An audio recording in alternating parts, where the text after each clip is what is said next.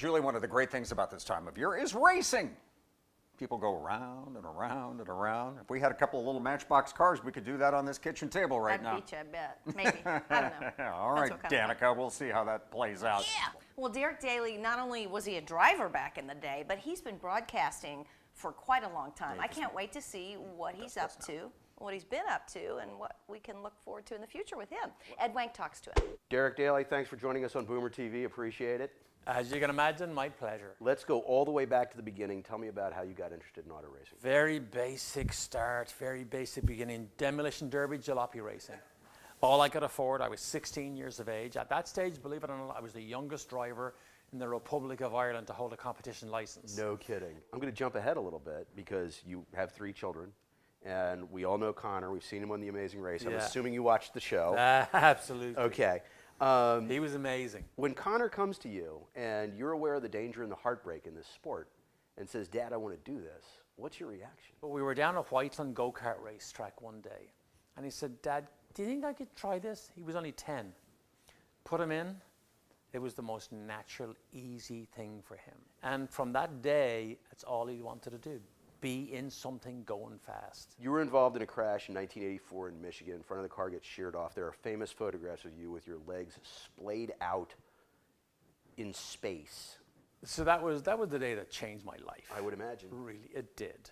And so Michigan, I lost control, crashed at, impact was 212 miles an hour. And I ended up in intensive care. I was 2.5 years in therapy. Broke everything you could break up the left side, bone grafting, skin grafting, to put it back together. And so when I looked at the pictures of destruction, I realized I wouldn't want this to be the legacy that I would leave. Okay. And so I had to get back to racing. I had to get back so as I could leave on my own terms. I'm in Sebring at the Sebring 12 hours endurance race. We go out and win. And my wife said to me, isn't that really cool that you won? And I said, who really cares unless you tell them? And that was when I knew it was the beginning of the end. Okay. Because I had strived so much to get back to win. When I got there, it didn't have the buzz that I thought it would have.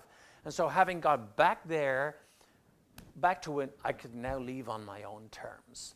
And I was already in television broadcasting at the time. Right. So I wasn't going to have a void in my life. I was already in live television broadcasting. As we both know, there's no real money in television. Right, So, yeah, exactly, yeah.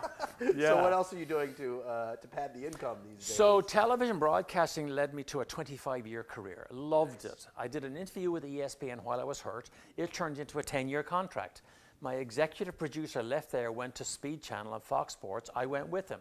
So there was a sort of an easy transition.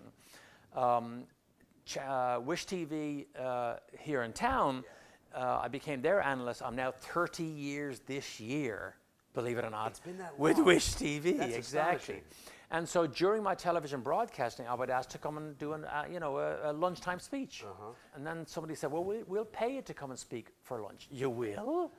And that led me to another career of motivational speaking.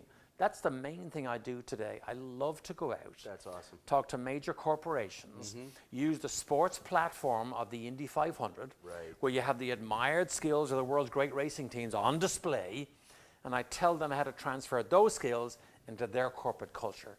So it's a completely connected third career connected to the sport that I started when I was 12 years of age. All right. One last question. Biggest thrill off the track? I would say it was walking into Muhammad Ali's house, sit down with him, have him get into a discussion with me in his house, and have me read the Quran to 5 people in his office at the time. Can you believe that? Muhammad Ali. Best of luck to you and the family, and thanks for being on the program. My pleasure, anytime. All right, with Derek Daly, I'm Ed Wank for Boomer TV.